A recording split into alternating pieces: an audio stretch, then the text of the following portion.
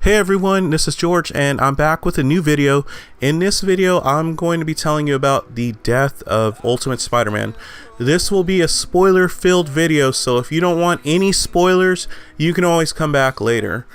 And I do apologize if I sound a little strange. I have been sick recently. My voice recently came back, so hopefully I sound okay, but if I don't, I do apologize. So this story was written by Brian Michael Bendis and illustrated by Mark Bagley, and the story can be found in issues 156 through 160 of Ultimate Spider-Man comics. Peter Parker had recently celebrated his 16th birthday. Even for normal kids, reaching 16 can be an enormous accomplishment, but when that kid is Spider-Man, well, that makes the birthday milestone all the more important. In all of his 16 years, he had fought alongside the Ultimate Avengers, the X-Men, and the Fantastic Four. He defeated countless enemies, all while maintaining his grades in school, his secret identity, and protecting his loved ones. And at any second, Peter could be thrown into a cataclysmic battle. Such was the life of the Ultimate Spider-Man. Things were going well for Peter Parker. After learning of his secret identity, J. Jonah Jameson had not only expressed his gratitude to the boy for saving his life, but even gave him his job back at the Daily Bugle for doing what, you might ask? Well, if you guess, bringing him pictures of Spider-Man. Well, you're wrong. Actually, it was as programmer of the newspaper's website, but good guess. The Avengers had not only decided not to force Spider-Man into retirement, but with the stipulation of receiving training to hone his skills, they were actually pulling for him to continue his hero work. He was even starting to get used to having Gwen Stacy, Johnny Storm, the Human Torch of the Fantastic Four, and Bobby Drake, the Iceman of the X-Men, as his roommates. And most importantly, Peter and Mary Jane had resolved their differences and confessed their mutual love for each other. Since becoming Spider-Man, Peter's life had never been easy, but for once, things seemed to be looking up for a change. That was until they escaped. The maniacal Norman Osborn, the Green Goblin, managed to free himself from custody on the Triskelion, a shield prison for individuals with super abilities. He also freed his comrades in arms, Dr. Octopus, Kraven the Hunter, the Sandman, Electro, and the Vulture, also known as the Sinister Six. While the others wanted to do different things with their newfound freedom, Osborn was single-minded in his desire to kill Peter Parker, so much so that he killed one of his own to prove his point. When Dr. Octopus expressed his desire to spare the boy and return to life as a scientist, Osborn beat Octavius to death. And with his death, the Sinister Five were coming for Spider-Man.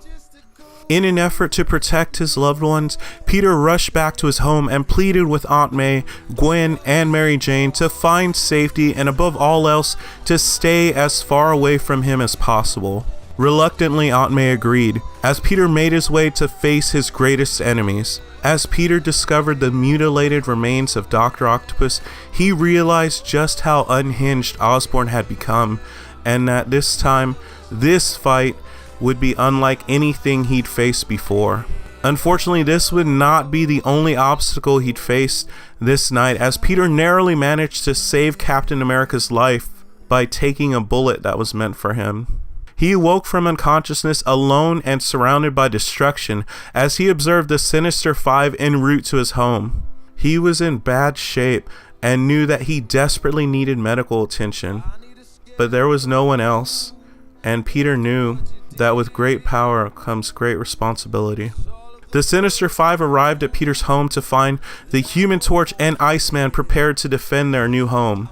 The Torch and Iceman hit them with everything they had, and at first held their own, but were quickly overwhelmed by their enemies' combined abilities.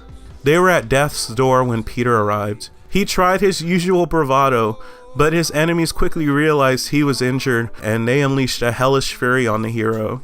Even critically injured, Peter beat back his enemies, but at a heavy cost. He was running on fumes and losing ground. It was at this time that Aunt May suddenly received a call from her neighbor informing her of Peter's dire situation. "They're killing him," her neighbor cried. Aunt May immediately turned the car around. She would be damned if she would not try to save her nephew. A defiant Peter stood his ground and battled his enemies as best he could, but the battle was over and he knew it. As Electro moved in for the kill, suddenly shots rang out as Electro is shot from behind and collapses to the ground. His power lashed out and electrocuted his allies. It was Aunt May who had shot Electro. She quickly moved to her nephew as he collapsed into her arms. He was too weak to argue with her. He just pleaded with her to go. It was too late though, as Osborn emerged. Peter narrowly evaded Osborn's attack, quickly moving himself, Gwen, and Aunt May to safety. He made Gwen swear to take Aunt May away before confronting Osborn, and she did. Peter hit Osborn with everything he had. With every blow, Peter bled out more, and Osborn just kept coming. And it was at this moment that Peter felt like it was the end.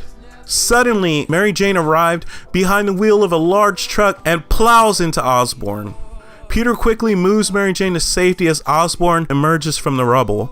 An enraged Peter repeatedly slams the truck onto Osborn until it explodes, blasting Peter away. A panicked Aunt May, Mary Jane, and the others rush to the dying boy who lies crumpled on the ground. Aunt May cried out for help. She pleaded for it, but it would never come. Peter whispered, "It's okay. I did it. I couldn't save Uncle Ben, but I saved you. I did it." And that is how Peter Parker, the Ultimate Spider-Man, died.